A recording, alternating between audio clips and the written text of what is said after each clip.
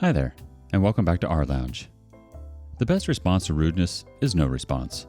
When people are rude and disrespectful, they reveal their own character, not yours. Don't take it personally. Today, we take the high road. We smile and walk away. Our first OP tells us of his encounter with a wicked witch. My entitled moron of a neighbor set loose a Pitbull on my dog, then gets mad at my mom for throwing me a birthday party. So, for a backstory, my neighbor has always been a jerk to us. They've tried to get our dogs to bite them at least 10 times by now, and it has been getting out of control. They've gotten mad over tiny things such as my dogs laying too close to our fence, which is the neighbor's fence too. Anyways, the reason you folks are reading this right now is to laugh at my mentally insane neighbor. So, let's get into it. The cast. Me, yours truly. MM, MD, are my parents. J, my uncle. EM, entitled moron. It all started when my dog was attacked by EM's Pitbull. My uncle nearly had to kill the darn Pitbull to get it off of my dog. My dog now has to live with 3 legs, which isn't easy because even though he's had 3 legs for about 3 years, he still struggles to walk or run. This happened when I was 11. Anyways, I will not get into the gruesome details of what happened to my dog and the neighbor's dog, since most people have a weak stomach. Jay told me what happened. He heard the attack start under his window, which then caused him to run to the Pitbull to try and keep it from attacking my dog. He mostly succeeded, but my dog left without a leg. Second part. A year later, I had my birthday party, a pool party, which my neighbor then proceeded to ruin by cursing out literally the entire party, with kids with their ages ranging from 6 to 12. That's right, she swore at literal toddlers. She even called my black friend, who was 8, the word that starts with an N. Yep, I know what you're thinking. She's messaged my mom on Facebook multiple times, calling her words I do not wish to say here. It's gotten so bad at this point, she's even tried to guilt trip us into moving away by saying that apparently she had to euthanize her dog because of us, and other stuff a wicked witch like her would say. My dad has come close to whooping her tail about 23 times because she's insulted me a ton after the incident. So, who was in the right or wrong here? Ask for an opinion, the community definitely has some. Black Roses of Death starts us off. It sounds like you need a restraining order or something on your neighbor. She sounds like a complete psycho. The OP responds, if that land whale tries anything like that again, I may attempt to do that. JawGranny04 says, I'm sorry, but your neighbor released a Pitbull on your dog and it bit your dog's leg off. And you ask who's in the wrong? Dude, that witch is crazy. Agate Dragon says, that is a very bad neighbor. Back in the days, definitely the kind of person you would leave a paper bag of crap on their front doorstep. Too bad too many people have cameras now. Your neighbor is entirely in the wrong, OP. Give all your love to your little pooch for us. Keep living your life and let her suffer living with the fact that she killed her own dog. The woman literally let her dog loose on your dog and the poor thing lost a leg because of it. I feel like that's grounds for euthanization. Too bad the old bag couldn't be euthanized. Sweet dreams. What do you think? Who was in the right or the wrong here? The next woman must have the cops on speed dial. Why am I here? I'm delivering papers. Back in the 90s, I was delivering papers with the help of my mom, who was driving us there. Basically, she had a paper route also, and both of our routes overlap and can be tacked on to the end of each other. So we helped each other. Our routes covered every road in a rather large posh housing estate, so you can probably expect what's coming.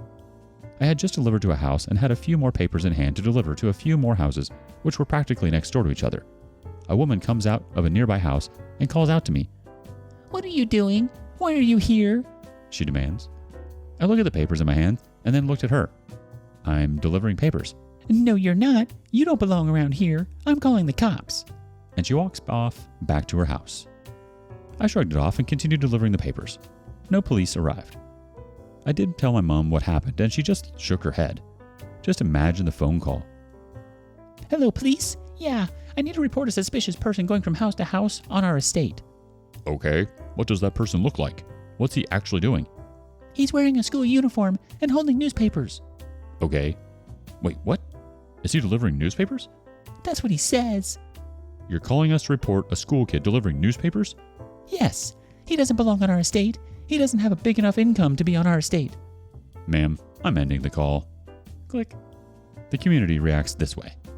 Azrael4H says, my neighbor is one of the ones that are constantly calling the cops. To be fair, while she is racist, she calls on white people too.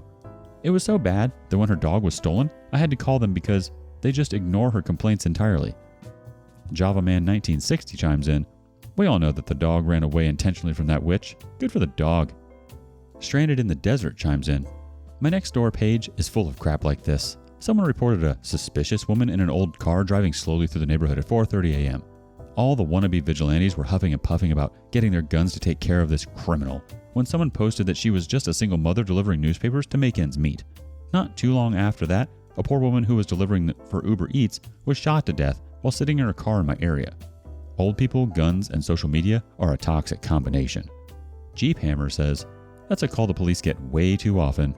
In the early 80s, I got the police call on me because I was menacing and loitering at a bus stop in full military uniform.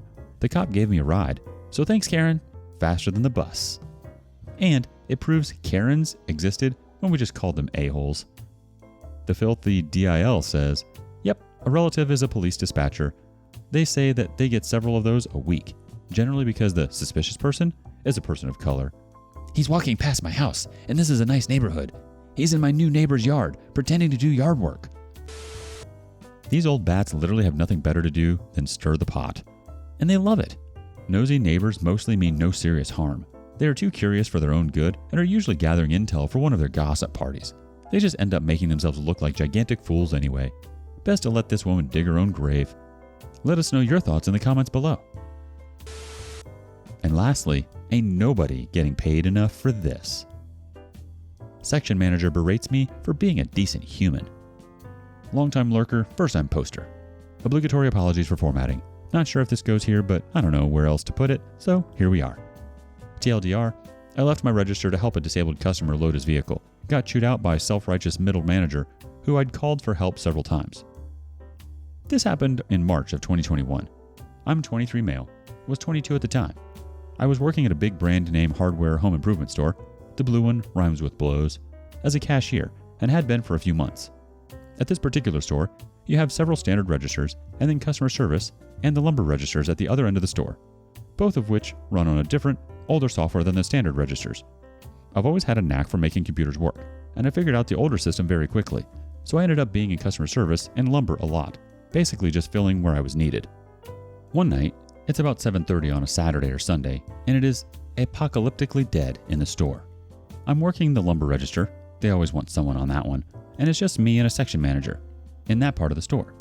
The incident in question starts when section manager is off working product and an older gentleman, I'd say mid-70s to early 80s, comes up pushing a cart with a couple 2x4s and a couple sheets of plywood on it, pushing it with one hand. As I start to ring him up, he mentions that he has no use of his other arm and asks if I can get someone to help him load the car. I hop on the intercom, call for a load assistance at lumber, and start ringing his order up. A few minutes go by, no response. I ask for load assistance again, no response. I call 2 more times, no response. I directly call SM's store phone he has on him, doesn't answer. At this point, the transaction's done, he's paid up, and I'm getting pissed off, so I say screw it. Pull your car around, I'll help you out. He's super thankful and goes to the car. I open the garage door that's down at the end of the store. At this point, I will note that, technically, store policy states that I'm not supposed to leave my register.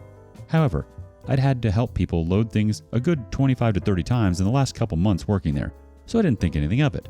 Besides, I could see the register from the loading area anyway with the garage door open, and when I mentioned that I might have to run and ring up a customer real quick, he said he wouldn't mind. Of course, I never had to. Like I said, it was apocalyptically quiet. It takes 4 to 5 minutes to get him loaded up. He shakes my hand and takes off. As I'm walking back inside, SM is magically coming back to his desk, right next to the register, and the ensuing conversation went as such. "Where were you?" "I was helping that guy load his car." "You can't leave. You're supposed to call for loading assistance." I did. I don't remember exactly what was said, but SM cut me off and continued berating me for literally helping a disabled customer. I'm not a violent or confrontational person, but when I tell you it took every fiber of my being not to curse him out or escalate the situation, I've never met a more holier-than-thou middle manager with less to stand on. I quit like 10 days later. Didn't even put in 2 weeks' notice. Just quit. And the off chance he's reading this? Yeah, I'm talking about you. F you. Our community responds, starting off with Joker A34. In a job like that, 2 weeks' notice isn't for your benefit. It's for theirs. F them. Ashley Dream chimes in, I've never heard of a boss saying, "You're fired. You have 2 weeks to pack your crap and get out." I figure I'll give them the same notice they would give me. Joker A34 chimes back in, Mine did. It was the dumbest thing because I showed up and cleaned out my desk and stopped taking appointments, refunded all my clients, and sat on Reddit until my last day. Oh, and I used up all my sick time. J Boys adds, I'm giving you 2 weeks notice. For the next 2 weeks, you'll notice I won't be here. Silent Joe 1986 says, what's great about middle managers is they answer to higher up. They are also supposed to be reachable. That report you could have filed would have looked much worse on him than you, especially since the register was always in your line of sight and the store was dead.